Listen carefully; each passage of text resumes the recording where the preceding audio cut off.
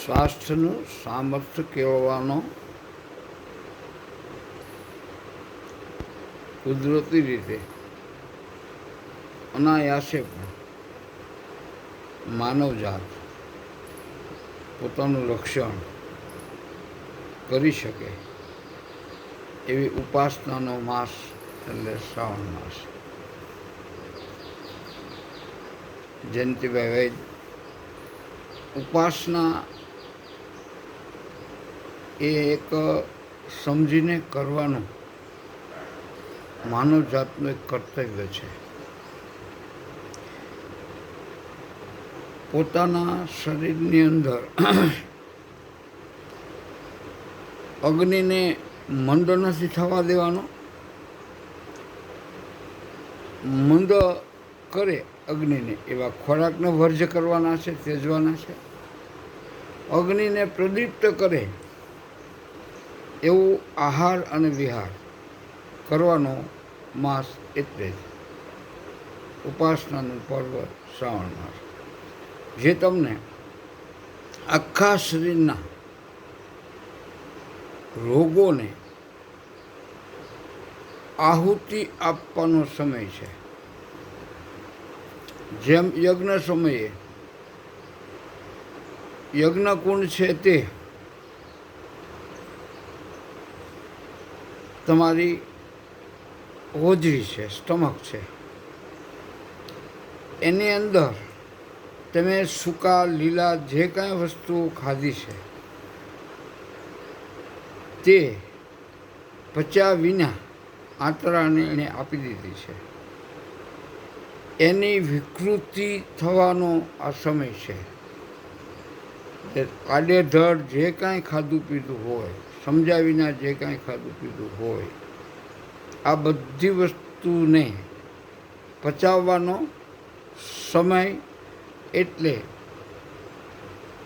અગ્નિ પ્રદીપ્ત કરવાનો સમય. અત્યારે મંદાગ્નિ હોય કે વાતાવરણ ભેજવાળું હોય,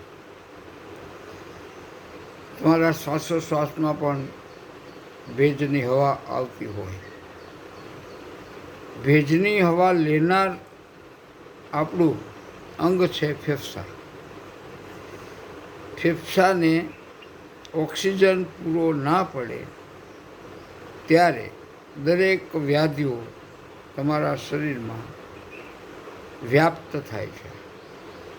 માટે શ્રાવણ માસ એટલે હોજરી રૂપી યજ્ઞકુંડની અંદર શેનો આપણે કયા સમિધો આપણે નાખવા અને કયા સમિધો ન નાખવા, એનું આ એક પર્વ છે. આ એક શરીરના અગ્નિને પ્રદીપ્ત રાખવાનો અંગ છે તમારી હોજરી. હોજરી જો બરાબર નહીં હોય તો પોતે કાચું પાકું આંતરડાને આપી દેશે.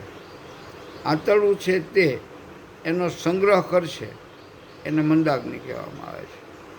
મંદાગ્નિ થશે એટલે પહેલી જ અસર વાછૂટ થવાનું શરૂ થશે, એટલે અપાનવાયુ વધશે. મંદાગ્નિ થશે એટલે તમારા શરીરની અંદર તમારું શરીર ચીકણું, ભૂખ વિનાનું થશે, ભૂખ લાગવાનું બંધ થશે. એટલે સમજી લેવાનું કે આપણી પાસે આમનું પાચન અટક્યું છે. એટલે અગ્નિ મંદમાં ફેરવાનો છે, મંદાગ્નિમાં ફેરવાનો છે. ત્યારે ઉપવાસ છે. ઉપવાસ એટલે એક તો આંતરડાની અંદર ચિગાસ પડી છે એટલે અગ્નિ મંદ થયો છે. આ ચિગાસને પચાવવાની શક્તિ તમારા શરીર પાસે ન હોય ત્યારે એ મંદાગ્નિનો વાયુ હંમેશા તમારા શરીરના તમામ અંગોમાં વ્યાપ્ત થાય છે. જેનું જીવી તાસીર, કોઈની તાસીર વધારે મંદાગ્નિવાળી હોય અને એમાં ઉપવાસમાં તળેલા પદાર્થો ખાય, કેળા ખાય કે તળેલું અને વાસી ખોરાક, બજારું ખોરાક અને મીઠાઈઓ ખાય, એનો અગ્નિ વધારે મંદ થશે. એટલે ઉપવાસ એકટાણા દરમિયાન તમે પહેલાં બરાબર એ જોજો કે અગ્નિ પ્રદીપ્ત થયો છે, ભૂખ બરાબર લાગી છે. ભૂખ ન લાગે ત્યાં સુધી તમે ફરાળ પણ કરશો નહીં. અગ્નિને પ્રદીપ્ત રાખવા માટે દરરોજ સવારે પહેલું તો હૂંફાળા પાણીનું સ્નાન કરવું. ઠંડા પાણીનું કે નદી નાળાનું કે પર્વતોનું પાણી સ્નાન માટે કે પીવા માટે પણ અત્યારે વાપરવું નહીં.